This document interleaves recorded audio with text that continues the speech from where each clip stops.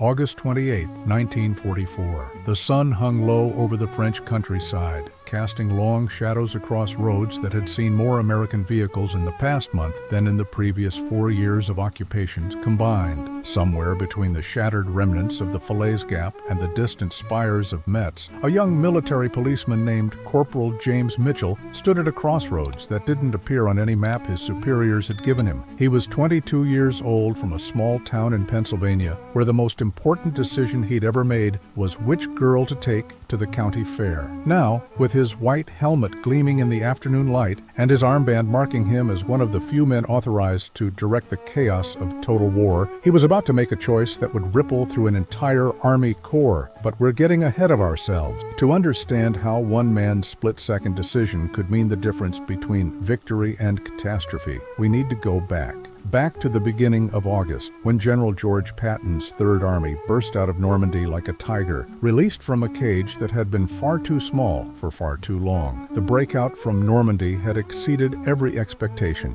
After weeks of brutal fighting in the hedgerows, where every field became a fortress and every lane a channel of destruction, Operation Cobra had smashed through German lines like a hammer through glass. Patton's armor poured through the gap, racing across France at speeds that left even the optimists at Supreme Headquarters stunned. Towns that planners had expected to fight for in October were liberated in August. The German army, so long considered invincible, was in full retreat. But there was a problem, a massive, growing, increasingly desperate problem that threatened to turn triumph into disaster. Fuel. Every Sherman tank guzzled gasoline like a drunk at an open bar. Every 2.5-ton truck, every Jeep, every half-track, every ambulance, every vehicle in the massive mechanized force that was the American Army needed fuel. And they needed it constantly, urgently, in quantities that would have been unimaginable just a generation before. At the Normandy beaches, enormous stockpiles of fuel sat in jerry cans and in temporary storage facilities, mountains of the stuff, enough to fill an ocean. But Patton wasn't at the beaches anymore. He was 300 miles away and getting farther every day. And the infrastructure to get fuel from the coast to the front simply didn't exist. The Germans, in their retreat,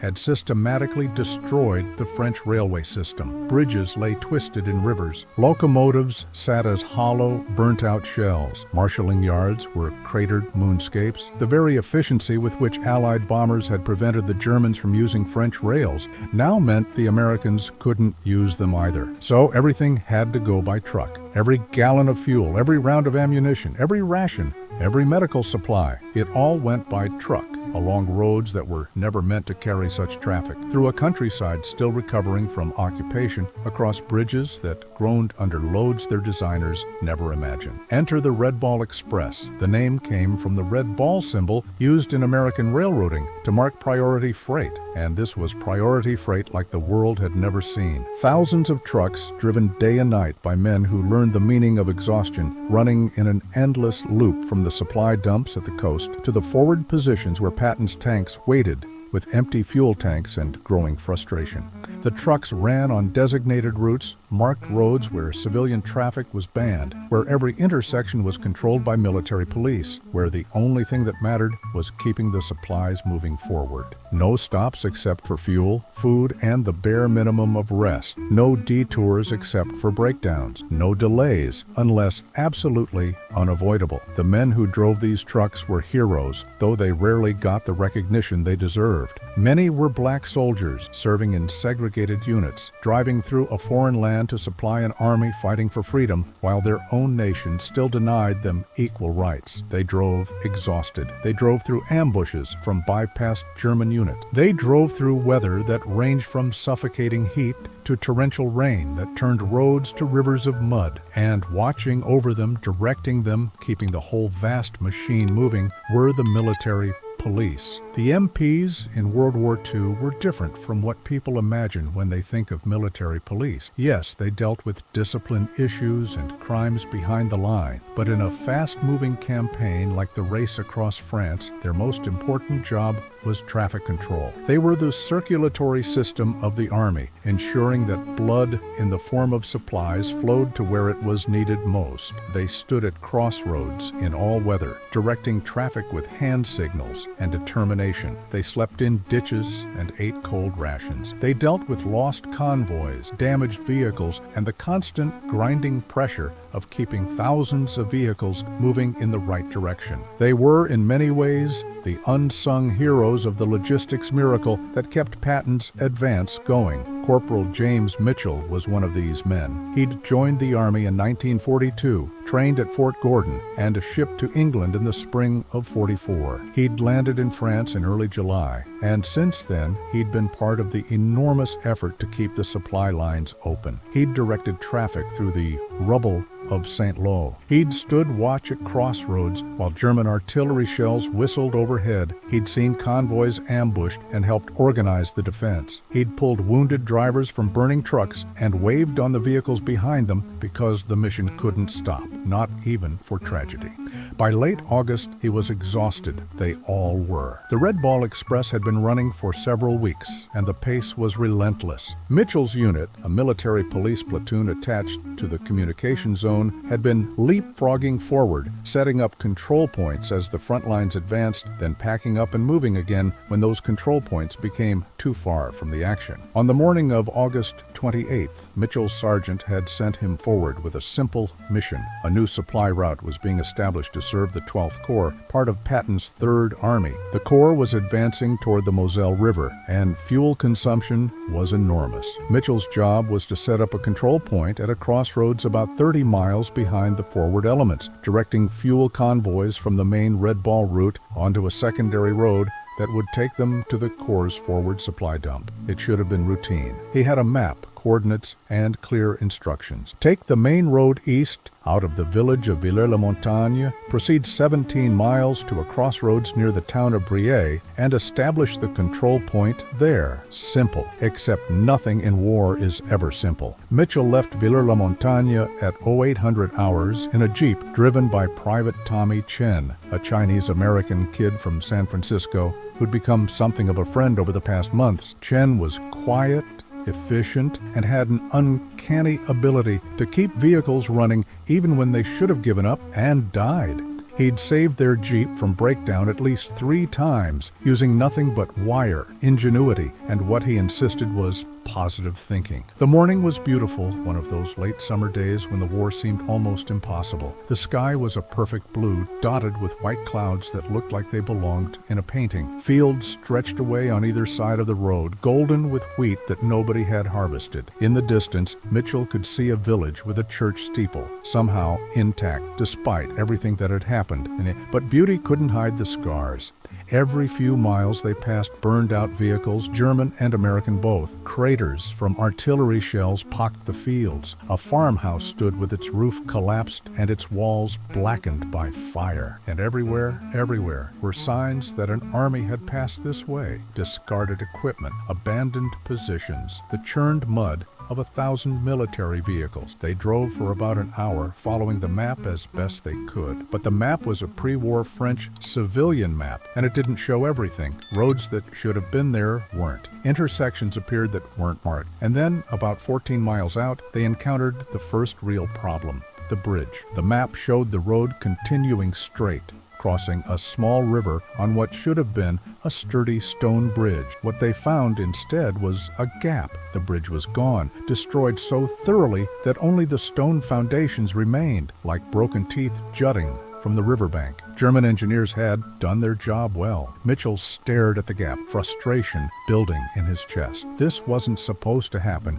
The engineers were supposed to have this route cleared. Someone had dropped the ball, and now he was stuck with the consequences. Chen walked to the edge and looked down at the river. It wasn't wide, maybe 30 feet across, but the banks were steep and the current was strong. No way to ford it, not even with a Jeep. "What do we do, Corp?" Chen asked. Mitchell looked at his watch. It was 0930. The fuel convoys would start rolling at noon, and they needed to be directed properly, or they'd end up lost, wasting precious fuel driving in circles, while tanks at the front sat immobile, vulnerable to German counterattack. He pulled out the map and studied it. There had to be another way to reach the assigned crossroads, and there was, sort of. About a mile back, a small road branched off to the south. According to the map, it curved around, crossed the river on a different bridge, and eventually reconnected with the main road just past the blown bridge. It would add distance, but it would get them there. "Back to that last turnoff," Mitchell said. "We'll try the detour." They backtracked and found the turnoff. It wasn't much of a road, more of a farm lane really, barely wide enough for the Jeep. The surface was dirt, rutted and rough, obviously not meant for military traffic, but it was passable, and that's all that mattered. As they drove, the landscape changed. They were off the main routes now, away from the corridors that armies used. This was the real French countryside, the France that existed between the battles. Small farms appeared, with fields worked by hand, houses that looked like they'd stood for centuries. An old woman watched them pass from a doorway, her face unreadable. After about 3 miles, they came to the bridge the map had promised. It was there, a small stone structure, ancient but solid. Chen stopped the Jeep and Mitchell got out to inspect it. The bridge was narrow, barely wide enough for one vehicle, and it looked like it dated back to Napoleon, or maybe even earlier. But it was intact, and when Mitchell walked across it, testing the stones with each step, it felt solid. "This'll work," he called back to Chen. "Not for heavy traffic, but enough for our Jeep. We'll get to the control point and then figure out the convoy routing from there." They crossed and continued. The farm lane wound through more fields, past an old mill that sat silent and weathered beside a stream. Then, gradually, the road improved. The surface became harder, the width increased slightly. They were getting closer to what the map showed as a secondary road that would lead back to their destination. But then they saw the tanks. Mitchell's first instinct was alarm. Tanks could mean Germans. Bypassed units still roamed these areas, dangerous and desperate. His hand moved to the carbine resting in the Jeep, but then he saw the white stars painted on the hulls, the familiar shapes of Sherman tanks, and the tension drained out of him. There were 6 of them, pulled off the road into a field, camouflaged under hastily cut branches. Soldiers sat or stood around them, and Mitchell could see immediately that something was wrong. These weren't men resting between battles. These were men who were stuck, frustrated, angry. A lieutenant saw the Jeep approaching and walked out to meet them. He was young, maybe 24, with a face that looked like it hadn't seen real rest in weeks. His uniform was filthy, and his eyes had that hollow look that came from too much combat and not enough sleep. "You lost, MP?" the lieutenant asked. His tone wasn't hostile, just tired. "No, sir," Mitchell replied, saluting. "Just taking a detour. Blown bridge on the main route. We're heading to set up a control point for fuel convoys." The lieutenant's expression changed instantly. The weariness fell away, replaced by something that might have been hope or might have been desperation, maybe both. "Fuel convoys?" he repeated. "Where?" Mitchell hesitated. He didn't know this officer,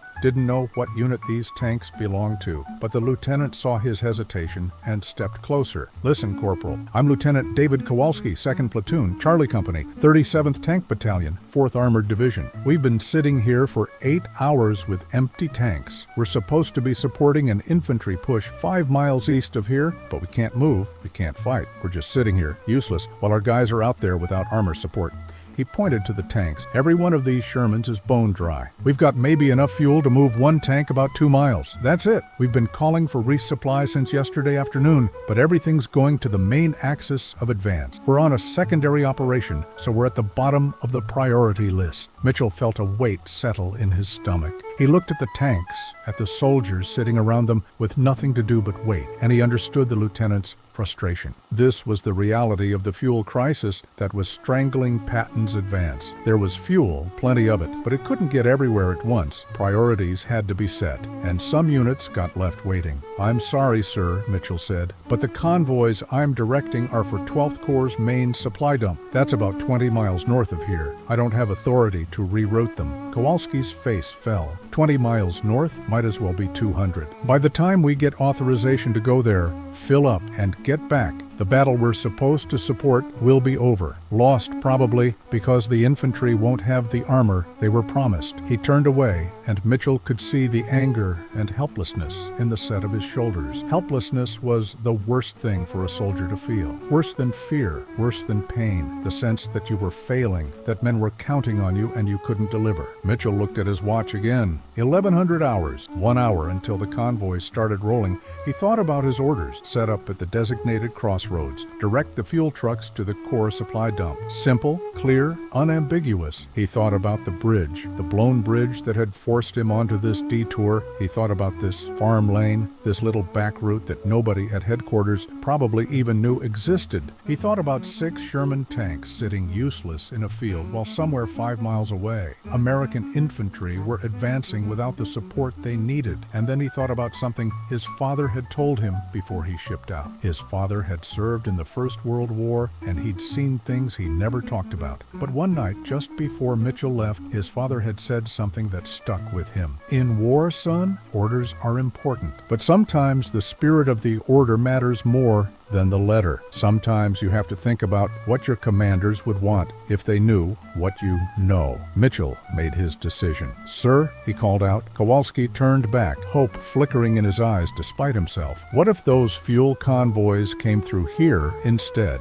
Kowalski stared at him. "Here? Down this farm road? It's passable. I just drove it. There's a bridge about 3 miles back, stone, solid. Narrow, but trucks can cross one at a time. This lane connects back to the secondary road system. If I set up my control point back where this lane meets the main route, I could direct the convoys down here. They'd pass right by your position." "You'd do that?" Kowalski asked. "You'd reroute Corps supply convoys down a farm lane?" Mitchell felt his heart pounding. What he was proposing was massive. He was talking about taking fuel meant for one destination and sending it on a completely different route, without authorization, without orders, based on nothing but his own judgment and the desperate need he saw in front of him. "I need to see where this lane goes," Mitchell said. "If it connects properly, if trucks can actually make it through, then yeah, I'll do it." Kowalski grabbed a map from his tank and spread it on the Jeep's hood. "Here's where we are," he said, pointing. "This farm lane, it's not really marked, but it's here. It runs about another 6 miles and comes out here at this junction. From there, it's only about 8 miles to reach the route that goes to your Corps supply dump. It's a longer trip, maybe 20 miles total instead of 17, but it's all passable road." Mitchell studied the map, comparing it to his own. Kowalski was right. The route worked. It was longer. It was definitely not what headquarters had planned, but it worked. And more than that, it would bring the fuel convoys right past Kowalski's stranded tanks, past any other units that might be stuck in this sector before eventually reaching the main supply dump. "There's something else," Kowalski said quietly. "About 2 miles down the lane, there's a crossroads. Major Hendricks set up a temporary headquarters there yesterday. He's coordinating 3 different battalion operations in this sector. If fuel convoys came through, he could tap them for multiple units. We're not the only ones sitting on empty." Mitchell looked up from the map. "Multiple units? How many?" "I don't know exactly, but I heard on the radio this morning that at least 4 tank platoons and several mechanized infantry companies are stalled within 10 miles of here, all waiting for fuel. All part of operations that are supposed to keep pressure on the Germans, prevent them from consolidating a defense line at the Moselle." The picture became clearer in Mitchell's mind. This wasn't just about 6 tanks. This was about a significant portion of an entire sector's combat power, frozen in place because the fuel they needed was being routed somewhere else. Somewhere important, yes, but maybe not more important than here. He thought about the Germans. They were retreating, but they weren't broken. They were skilled, experienced, and they knew how to use every moment of respite to build defenses, to bring up reinforcements, to turn a retreat into a fighting withdrawal. Every hour that American units sat immobile was an hour the Germans used to dig in, to prepare, to get ready for the next battle. "Private Chen," Mitchell said it, "let's scout this route, all of it. I need to see if trucks can actually make it." For the next hour, they drove the farm lane in both directions, checking every bridge, every turn, every section that looked questionable. Chen, with his mechanical expertise, evaluated whether the surface would hold up under the weight of fully loaded fuel trucks. Mitchell looked at the width, the clearances, the approaches to bridges. It wasn't perfect. There were places where branches would need to be trimmed back. One section where the road dipped into a low area would be problematic if it rained. The stone bridge was definitely going to slow things down since trucks would have to cross one at a time, but it was doable. Trucks could make it through. They found Major Hendrix's headquarters exactly where Kowalski had said it would be. It was set up in a farmhouse that had seen better days, with radios running off a generator and maps spread across every available surface. Hendrix himself was a stocky man in his 40s, old for his rank, probably a reserve officer called back to duty. He looked up when Mitchell explained what he was considering. "You want to route fuel convoys through here?" Hendrix asked, his expression a mix of surprise and calculation. "Down farm lanes that aren't on any official supply route?" "Yes, sir," Mitchell replied. "I know it's irregular, but I've scouted the route. It's passable. And from what I'm hearing, it would help multiple units in this sector." Hendrix studied the map, his finger tracing the route Mitchell was proposing.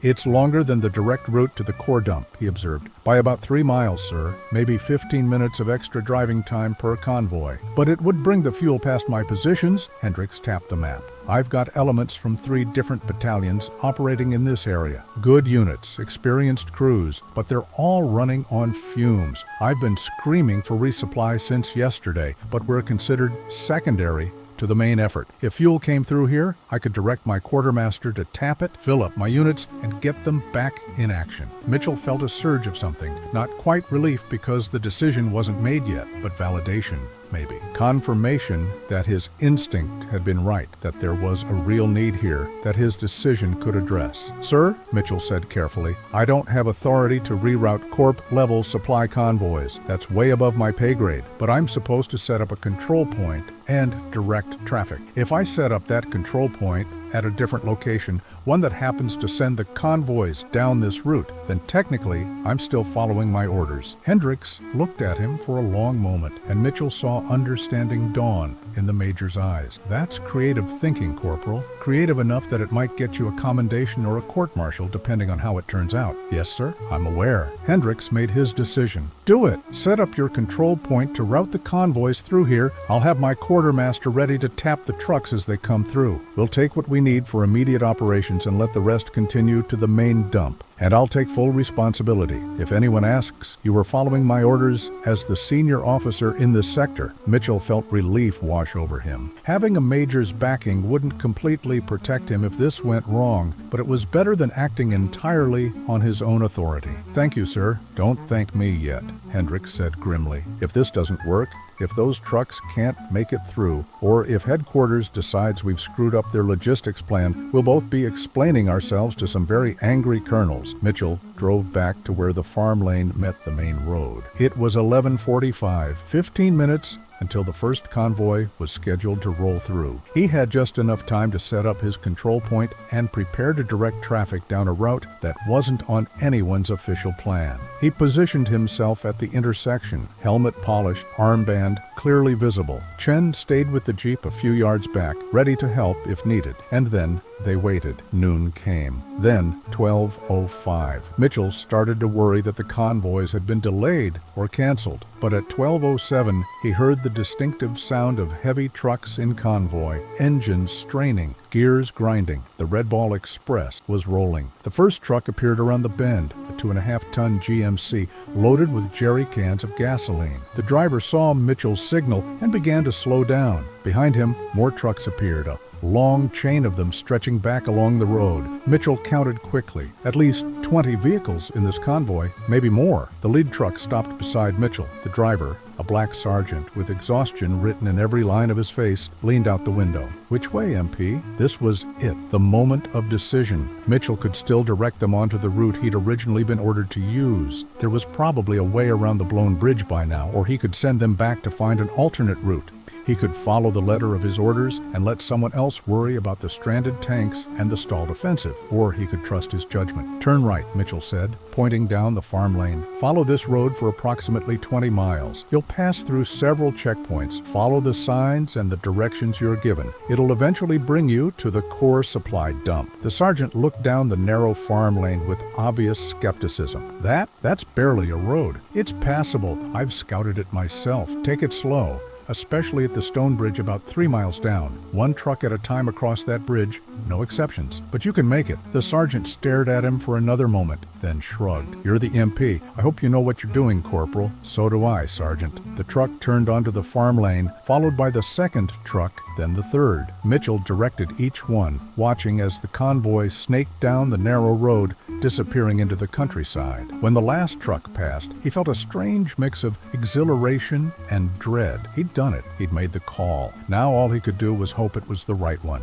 Over the next 4 hours, 3 more convoys came through. Mitchell directed each one on the same route. 63 trucks in total, carrying thousands of gallons of fuel. Each driver gave him the same skeptical look, but they all followed his directions. That was the beauty of military discipline. You might question, but you followed orders, especially from an MP at a control point.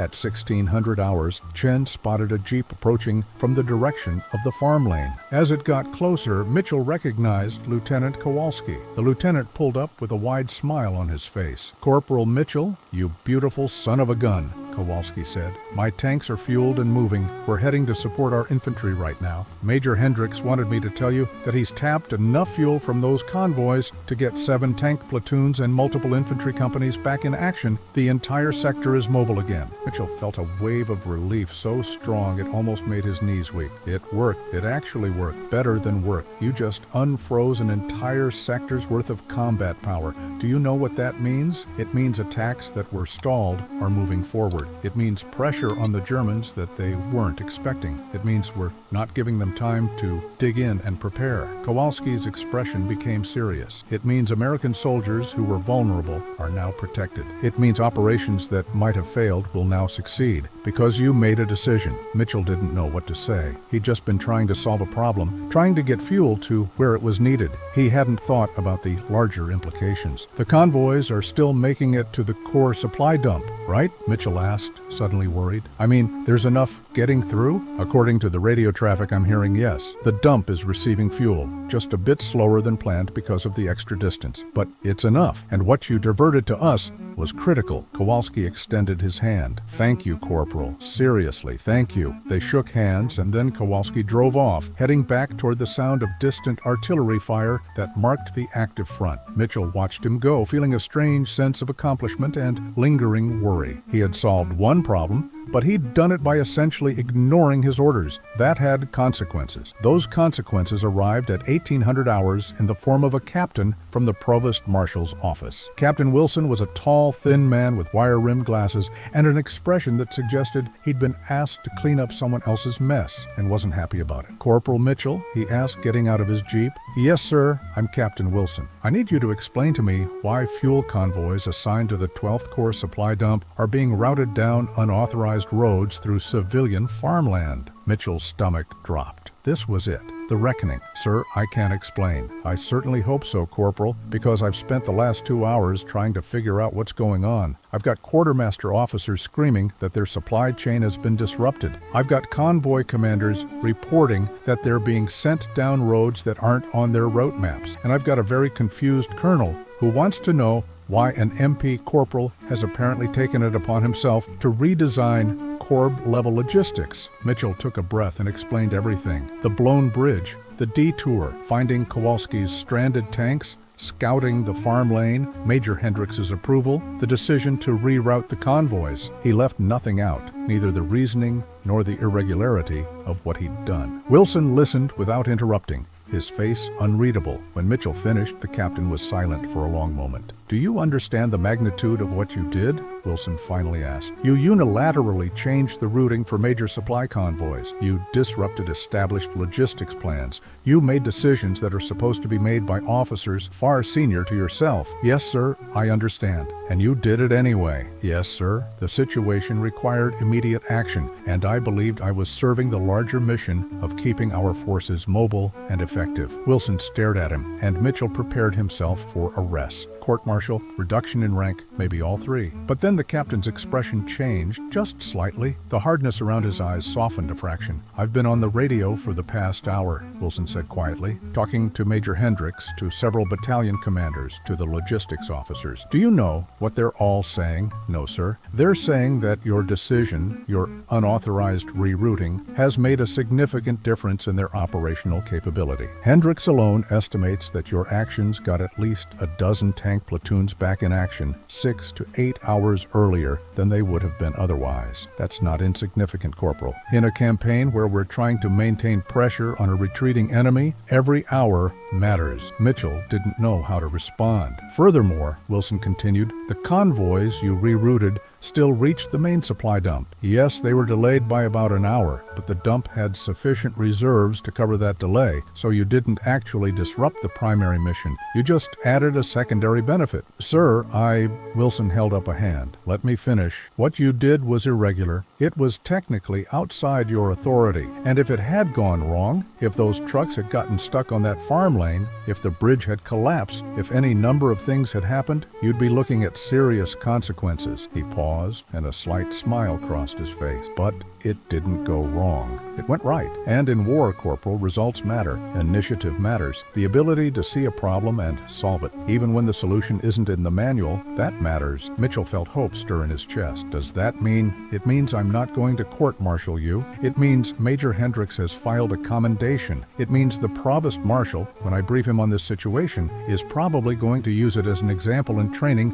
about the importance of thinking on your feet." Wilson's expression became stern again. "But it also means you used up about a year's worth of tolerance for irregular actions. Next time you're tempted to redesign Corps logistics, run it up the chain of command first. Clear?" "Crystal clear, sir." "Good. Now, that farm lane route you found? It actually works better than the original plan for supplying this sector, so we're making it official. You're going to stay here for the next few days, managing convoys through this route until we can get proper signing in place and train other MPs on the system. Consider it a combination of reward and penance." "Yes, sir." "Thank you, sir." Wilson got back in his jeep, then paused. "Corporal, one more thing. This afternoon, because you got fuel to those units, an armored attack that was stalled got moving again. That attack overran a German artillery position that had been shelling one of our infantry units. Those artillerymen are out of action, and those infantrymen are alive because you made a decision. Remember that." He drove away, leaving Mitchell standing at his crossroads, feeling a weight he hadn't known he was carrying lift from his shoulders. Over the next 3 days, Mitchell directed convoys down the farm lane that came to be known unofficially as Mitchell's Run. Trucks rolled through steadily, feeding fuel to multiple units operating in the sector. The stone bridge held up to the traffic. Though engineers eventually reinforced it, the narrow sections were widened slightly. What had started as an improvised detour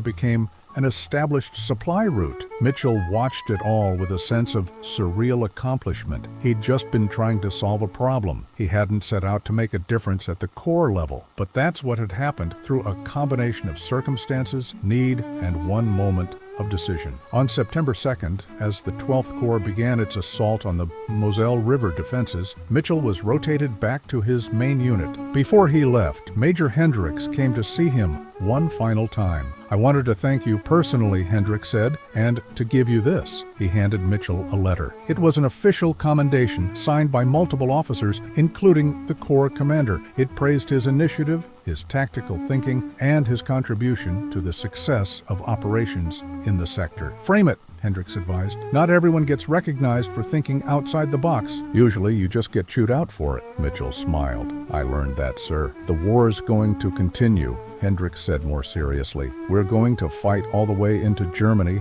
and it's going to get harder, not easier. But remember what you did here. Remember that sometimes the right decision isn't the one that follows the rules exactly. Sometimes it's the one that serves the mission, even if it means bending the rules a little." Mitchell folded the letter carefully and put it in his pocket. "I'll remember, sir." As he rode away from the crossroads, heading back to rejoin his platoon, Mitchell thought about what had happened. One blown bridge, one detour, one decision. And from that, a chain of consequences that rippled outward in ways he was only beginning to understand. The fuel that reached those stranded tanks allowed them to support infantry operations. Those operations maintained pressure on retreating German forces, preventing them from establishing stronger defensive positions. That pressure, combined with similar pressure all along the front, contributed to the overall success of the campaign in France. Years later, military historians would write about the logistics of the campaign across France. They'd talk about the Red Ball Express, about the fuel crisis that nearly stopped Patton, about the innovative solutions that kept the advance moving. Most of them wouldn't mention Mitchell's run. It was too small,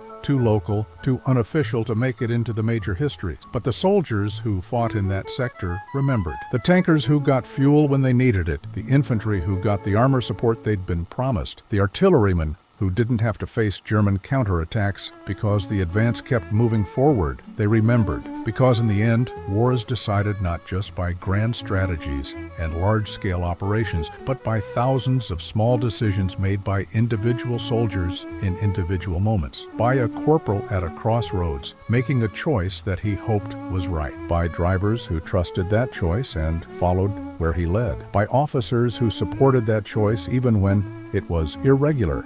The war would continue for another 8 months. The initial rapid advance would slow as the Germans established defensive lines along their own borders. Winter would come, brutal and cold, bringing new challenges. There would be Aachen, the Hürtgen Forest, the desperate gamble of the Bulge, and finally, the grinding advance into the heart of Germany. Mitchell would see more crossroads, more convoys, more desperate situations requiring quick decisions. He'd make it through the war, earning another stripe and another commendation. But none of them would quite match the feeling of that day in August when a blown bridge and a farm lane combined to teach him something fundamental about military service. Rules matter, orders matter. Discipline and structure are what allow armies to function, but they're not the end goal. They're tools to serve the larger purpose of mission accomplishment. And sometimes, serving that larger purpose means having the courage to step outside the normal channels, to see the problem in front of you and solve it, even if the solution isn't in the manual. That's what Mitchell did on August 28, 1944. He saw tanks that needed fuel, a route that could deliver it,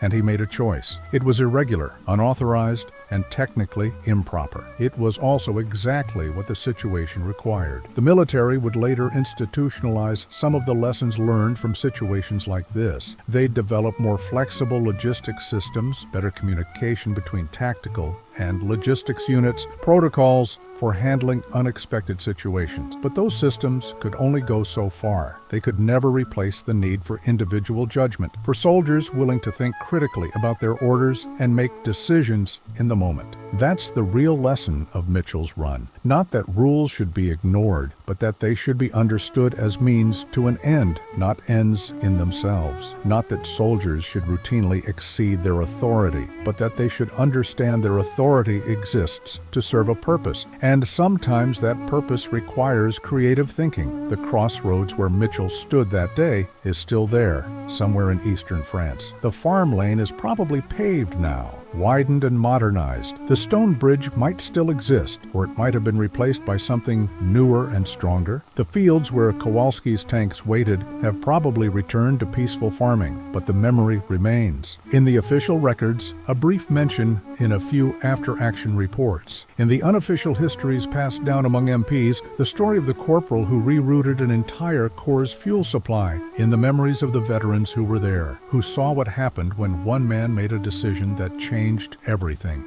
War is full of stories about great generals and decisive battles, about strategic brilliance and operational excellence. Those stories are important, they're true, they matter. But war is also full of stories about ordinary soldiers making extraordinary decisions in moments of crisis. About a corporal at a crossroads, looking at a map and a situation and choosing a different path. That's the story of how one MP's detour down a farm lane ended up refueling a corps, not through genius or heroics, but through observation, judgment, and the willingness to take responsibility for a decision, through understanding that sometimes the most important question isn't what are my orders, but what does the mission require. Mitchell never became famous. He didn't command armies or shape strategy. He went home after the war, married his sweetheart, worked in his father's hardware store, raised 3 children, and lived a quiet life. The letter of commendation hung framed in his study, and sometimes people would ask about it. He'd tell them the story modestly, emphasizing the luck and the help of others more than his own judgment.